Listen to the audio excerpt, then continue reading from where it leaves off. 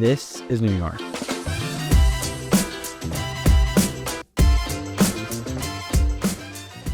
One of the biggest cities on earth. To keep its 8 million residents alive, it needs 1 billion gallons of fresh water every single day. It's an insane amount, but somehow the city makes it look effortless.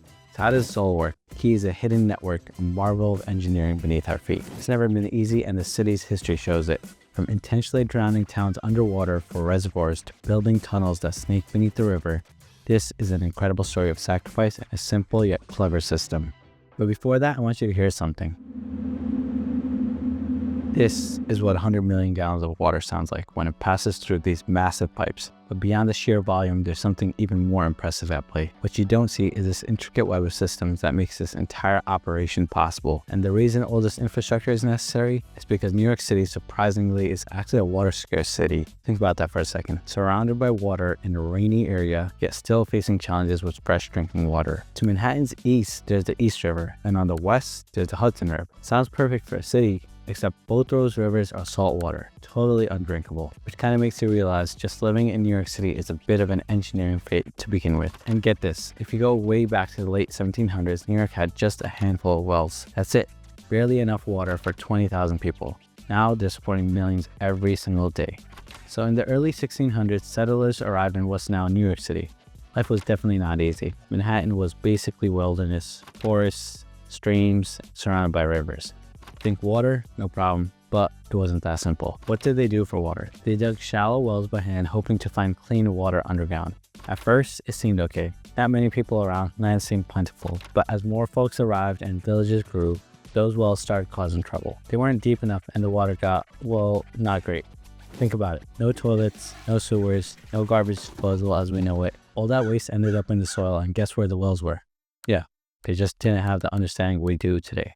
And the consequences were serious. Diseases spread like wildfire. Cholera, typhoid, whole families got sick. Some areas were devastated. Water, which should be life-giving, became deadly. It became clear to those early settlers, finding a better way to manage water wasn't just a good idea, it was essential for survival. These early settlers weren't exactly engineers though, mostly farmers, traders, and regular folk, but they were resourceful. They started collecting rainwater, just putting barrels outside their homes to catch water when it rained. Smart idea, but even that wasn't enough. Clean water was still really hard to come by, and as New York City grew, it just got worse and worse. Pretty quickly, they figured out that wells and rainwater weren't going to cut it long term. The city was getting thirstier, and those simple solutions from the past just couldn't keep up. Things really came to a head in the late 1700s. Waterborne disease got seriously bad. People were getting sick everywhere, and it caused a major public outcry.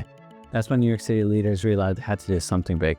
Aqueducts, yeah, like the Romans. They were the first serious attempt to actually bring water into New York from outside the city limits. Before that, they'd been using the Collect Pond, this natural lake in Lower Manhattan, as their main water source for decades. But by the early 1800s, it was so contaminated it was no longer usable. City leaders understood that they needed a completely new approach. Then came 1837. That's when they started building the Croton Aqueduct. Think of it as this massive water highway designed to bring water from the Croton River way up north, 40 miles away, straight to Manhattan. And it wasn't just a simple pipe. This was a real engineering feat for its time. They used gravity to power the whole thing, moving water across huge distances. By 1842, when it was finished, it could deliver 90 million gallons of fresh water to New York daily. For the first time, New York City had a water supply they could depend on, and it was clean. The results were almost instant. Cholera outbreaks decreased, fires became much easier to control, and the growing population finally had some relief. But the Croton Aqueduct was more than just fixing a water problem. It was a symbol. It showed that New York was becoming a place that wasn't afraid to think big, to try new things, and to build for the long haul. But you know, that was just step one. Providing water for a massive city like New York, it's not a problem that you solve and then you're done. In fact, it just kept on getting more complex as New York City exploded in population. So fast forward to the late 1800s, New York City was booming, right? But all that success came with the catch. Population had exploded past 1 million people, and even the Croton Aqueduct was struggling to keep on. Every year, the city got thirstier and thirstier, and the leaders knew they couldn't rely on just one water source anymore. It was too risky.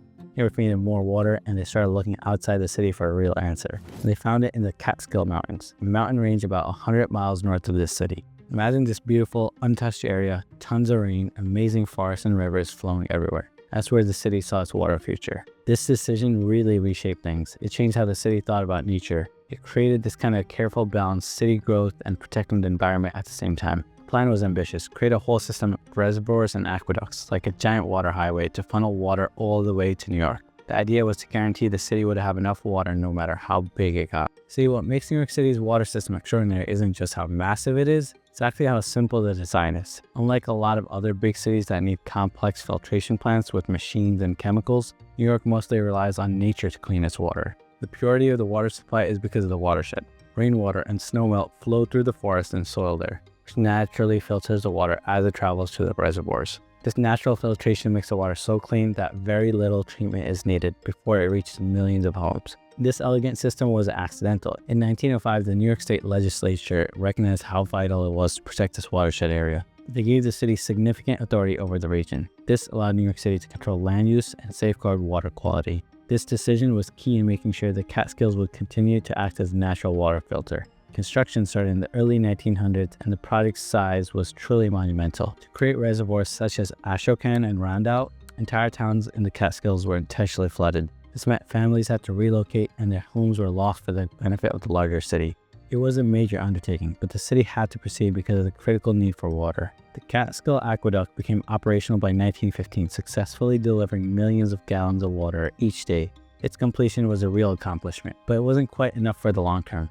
As the 20th century progressed, New York City just kept growing. Skyscrapers went up, neighborhoods expanded, and the city's constant need for water pushed engineers to consider even larger solutions. Something more was needed. That's when they decided on a major expansion, the Delaware system. This became the biggest and most complex addition to New York's water infrastructure. Built in the mid-1900s, it used the Delaware River basin to bring even more water to the city. Together, the Catskill and the Delaware systems created a huge network. This network could deliver over 1 billion gallons of water every single day. However, just having enough water wasn't the only concern. Water quality was just as important.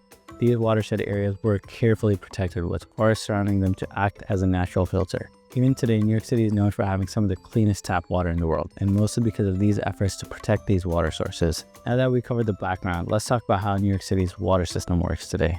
We'll look at the technology, the ongoing maintenance, and how this system impacts daily life for millions. The water system in New York City today is a masterpiece of engineering. Quietly and constantly works to supply water to over 8.2 million residents. It all begins way upstate in the big watersheds of the Catskills, Delaware, and Crown areas. Rain and snow fill up rivers and reservoirs, then gravity takes over. Unlike a lot of cities, New York mainly uses gravity to move its water, so pumps aren't needed for most of the trip. From these reservoirs, the water starts its journey moving through hundreds of miles of tunnels and aqueducts to get to the city. A particularly impressive part of this system is the Delaware Aqueduct. It stretches 85 miles, making it the world's longest continuous tunnel, and it carries almost half of New York City's water supply from the Delaware Basin. It's buried deep underground, a hidden lifeline that most people never see, but everyone relies on. When the water gets to the city, it doesn't just stop. It goes into storage spots like the Conseco and Hillview reservoirs. These act as final checks before the water gets sent out everywhere. Here they test and treat the water to make sure it's safe. They use things like UV light, chlorine, and even a kind of food acid to kill any harmful elements and keep the city's pipe system safe.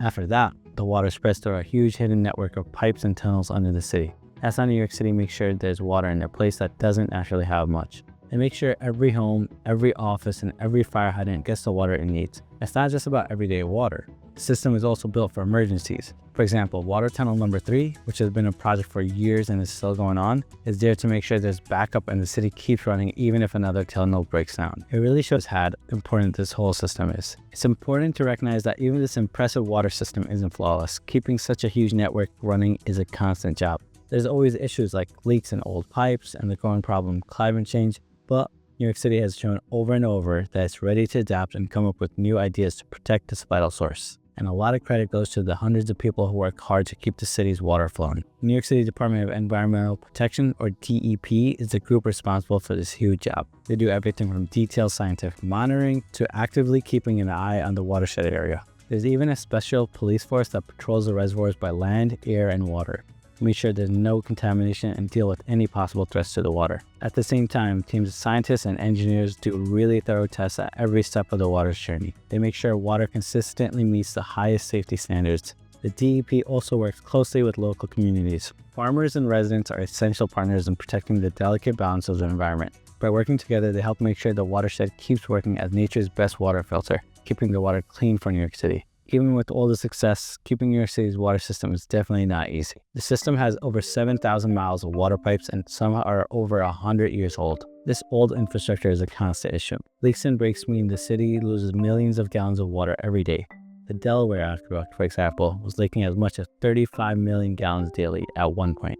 But New York City is known for facing problems head-on, and they did. In 2013, they started one of the biggest repair projects ever, the Delaware Aqueduct Bypass Tunnel. This 2.5-mile tunnel built way down under the Hudson River is designed to send water around the leaky part of the aqueduct. By 2023, the project was almost done, showing how determined the city is to keep its water supply safe for the future. Pipes aren't the only problem. Climate change is affecting everything about how cities handle resources. Higher temperatures, unpredictable rain, and more storms are a threat to the watersheds New York depends on. Reservoirs can get flooded, and long dry spells can stress the water supply. To deal with this, the city has started using innovative strategies. These include advanced computer water models and green products that naturally soak up and handle rainwater. To keep this huge network running, there's a dedicated team of engineers, technicians, and maintenance workers. They work around the clock, checking the water, fixing leaks, and maintaining the extensive tunnels and reservoirs, making sure the city functions properly. New York City's water system is more than just pipes and water storage. It's a real lifeline, a demonstration of human innovation, and a story of resilience. Starting with just simple wells to becoming one of the most advanced water systems anywhere, it's the story of a city that wasn't going to let anything stop it. Even though the system works for millions now, the story isn't over. As the city faces new challenges, one thing's clear: the water must keep flowing. Right now, one of the biggest challenges is global warming. The Earth's getting warmer overall. This warming can cause some real issues for New York City's water. Sometimes there's less rainfall than needed, resulting in drought conditions. During droughts, the rivers and reservoirs that supply the city might not have enough water. Also, we get unusually intense rainstorms sometimes. These storms can cause floods, which can damage the pipes and tunnels that bring water to us. Plus, the ocean level is rising, which can be a problem since some of the water tunnels go under the ocean. But New York City is working hard to find solutions, educating residents on water conservation methods like taking shorter showers and turning off the tap when brushing your teeth. They're also repairing the old pipes that carry water around the city. Some of these pipes are really quite old, and repairing them takes a lot of time and money. On top of that, the city has to be careful when they do repairs that they don't cut off everyone's water while they're working. Let me know what you think about New York City's water supply system. Until next time.